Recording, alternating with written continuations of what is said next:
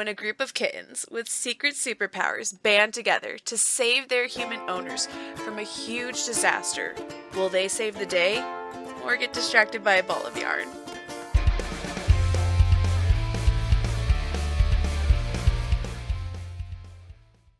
Today on Sidequesters Reviews, we're talking cats. Magical Kitten Save the Day is a fun, family-friendly TTRPG. But is the family-friendly part of it restricting the fun? The book and the price. This fully colored RPG book is honestly pretty great. It's full of art, characters, enemies, and disasters. Everything is organized by color, coding, and it has quick little tips that you can read. The art in this thing is even inspiring to look at while you read and while you play. We did purchase it on DriveThruRPG. If you want to get it for yourself, use our affiliate link down in the bio to DriveThru to help support this show. And it was only $15. There is some free supplemental stuff, though, that you can get on Atlas's website, like a kitty treat sheet, say that 3 times fast, as well as a quick references guide, and some character sheets in like a Rivertown adventure you can get. And on DriveThruRPG, there are multiple storybooks that you can get specifically for this system. No GM prep needed. You could start playing right away, which is wonderful. So the book and the price on this thing, 8 out of 10. In this system, you play as magical kittens. Obviously. Each one of you with different powers, and you must save your human owner from your hometown having a big old disaster. The disasters range from magical storms to aliens to hauntings, even portals opening and dinosaurs coming through.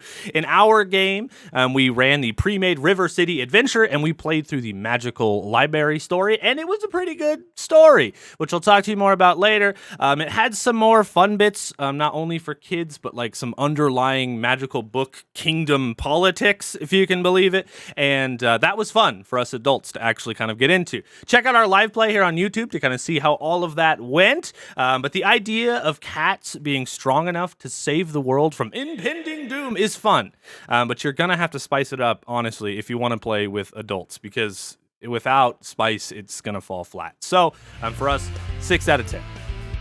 Making your kitten is fairly simple, and the book guides you right through it. Description, owie limit, attributes and flaw, and for the fun things, talents and powers. This book lists out a bunch of powers and talents, and descriptions of them for you to pick out for your kitten to use while you are at play. And there are some fun ones. It's even made out on a roll chart, so if you can't decide, just roll, like all of our players did on Sidequesters. Powers are the best part of this game. So if you play, make sure to put them in the forefront. And if you are a GM, write in ways for your players' powers to shine. Character creation gets a 7 out of 10.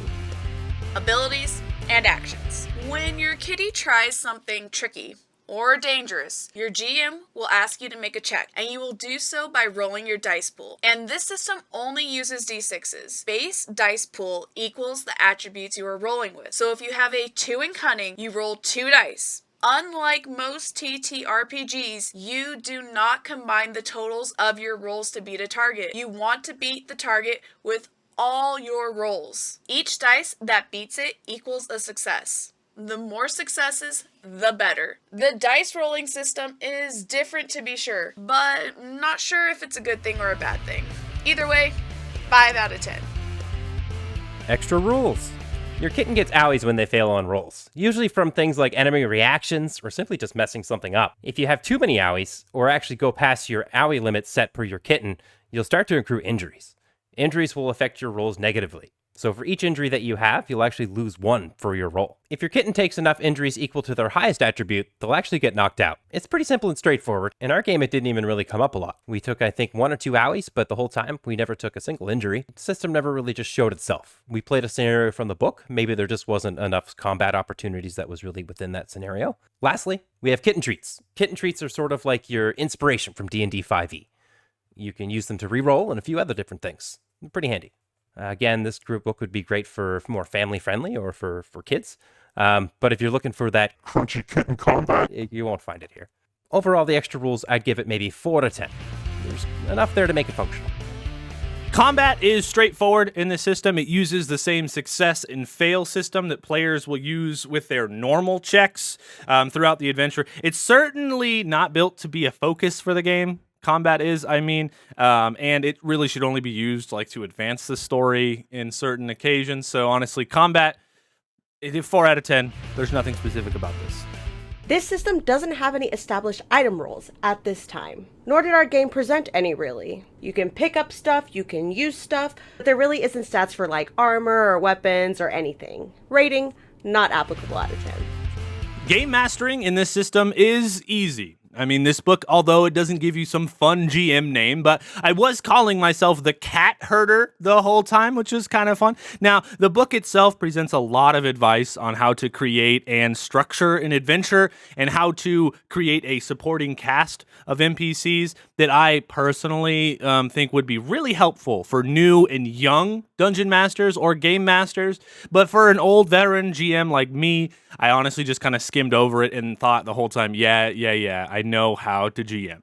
But on the other side, the River City adventure was fun to run, although there was some missing stuff and the structure was kind of strange. But I did, as a GM, manage to fill the holes up with my own ideas, and it was pretty great. And as 5 adults playing as kittens, we actually managed to have a lot of fun with this adventure. Make sure to check it out. It's here on YouTube if you want to check it out. But the game mastering section for sure gets like a 4 out of 10. Conclusion.